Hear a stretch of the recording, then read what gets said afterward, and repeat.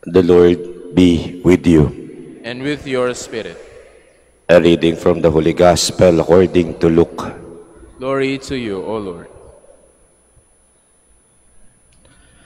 The shepherds said to one another, "Let us go then to Bethlehem to see this thing that has taken place, that the Lord has made known to us."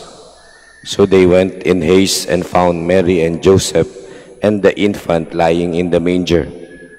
When they saw this, they made known the message that had been told them about this child. All who heard it were amazed by what had been told them by the shepherds. And Mary kept all these things, reflecting on them in her heart. The Gospel of the Lord. Praise to you, Lord Jesus Christ. Please be seated. Ano po ba ang pinakalayunin natin sa buhay? What is our main goal in our lives?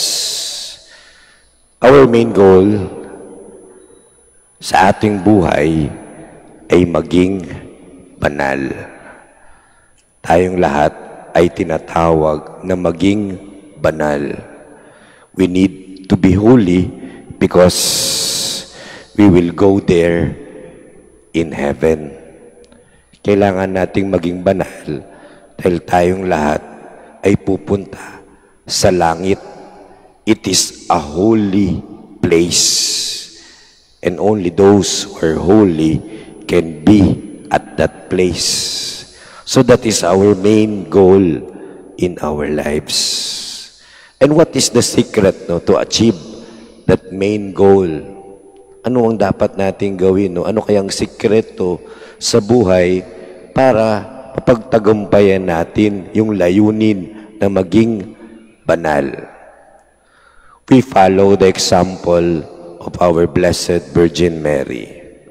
In our Gospel reading today, we have heard the last part of that Gospel telling us that Mary kept all these things, reflecting on them in her heart. Mary pondered everything in her heart. And that is the secret for us to achieve that goal, to be holy.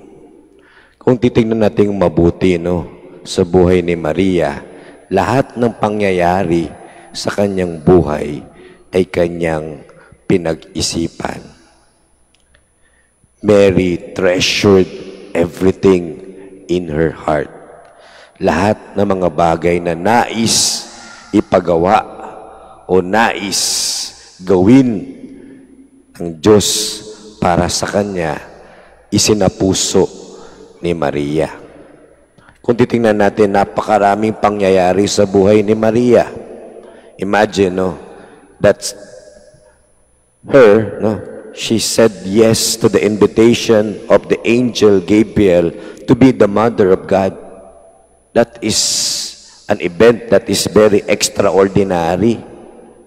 Biglang dadalaw sa iyo ang anghel, bigla-bigla, at sasabihin ikaw ay magiging ina ng Diyos. That's one of the example, Then, nakita rin natin, na si Maria, inutusan niya ang kanyang anak na si Jesus na gawing alak ang tubig. Then Jesus Christ, followed the instruction of her mother until, Mary stood at the foot of the cross. Si Maria, nakita niya lahat ng pagsasakripisyo ng kanyang anak, lahat ng paghihirap ng kanyang anak, hanggang ang kamatayan ng kanyang anak sa mundong ito. Imagine all those things that happened in her life. Mary treasured all these things. And that is a secret, for us to be holy. Kung ano man po yung mga pinagdaanan natin sa buhay o mga pagdadaanan natin sa buhay, maganda man yan o hindi maganda, nakakatakot man yan o hindi nakakatakot, nakakabigla man yan o talagang babaguhin yan ang buhay mo, O kaya naman sabihin, hindi mo kayang harapin yung pinaharap sa iyo ng Diyos. Remember, all those experiences, all those memories, lahat ng kalooban ng Diyos na gusto niyang ipagawa sa iyo, lahat yun ay nakasaad na para sa buhay natin. And for us, no, the thing that we must do is to ponder all these things in our hearts. And that is a secret for us to achieve that main goal in our lives. Magiging banal po tayo kung tunay nating pag-aaralang mabuti ang kalooban ng Diyos. Minsan, kailangan lang nating tumalima sa Diyos. It is never our will, but it is always God's will. Just like Mary, she pondered everything in her heart, tinanggap niya ang kalooban ng Diyos sa buhay niya. Siya ay naging banal. Mga kapatid, ating tandaan ang layunin natin sa buhay. At ito ang pagiging banal. Dahil tayong lahat ay dapat pumunta sa langit. Ewan ko na lang, baka ayaw niyong pumunta doon sa langit kasi ayaw niyong magpakabanal.